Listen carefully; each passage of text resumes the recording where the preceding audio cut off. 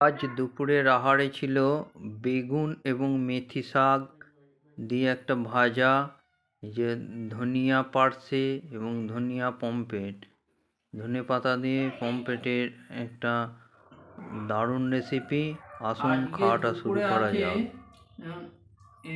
মেথি, বেগুন দিয়ে আলু দিয়ে মেথি শাক এবং ধনিয়া পমফ্রেট আর এই পার্সে দিয়ে ধনে মাছ এবং কপি দিয়ে একটা ঝোল।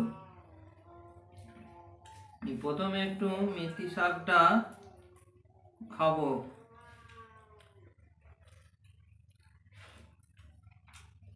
খুব সুন্দর টেস্ট। মেথি শাকের একটা সুন্দর সুগন্ধ থাকে এবং টেস্টও ভালো।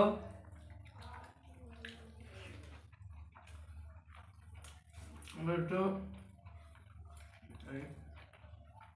কপি দিয়ে আর ধনে পাতা পার্সের ঝোলটা দিয়ে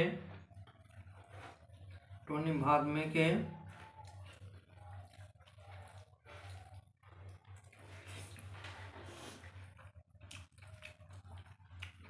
খুব ভালো হয়েছে।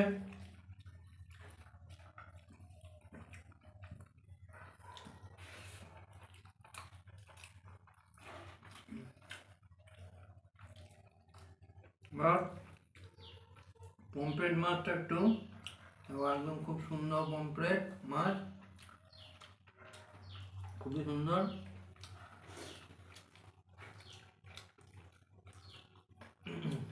পার্সে মাছও বেশ সুন্দর খেতে হয়।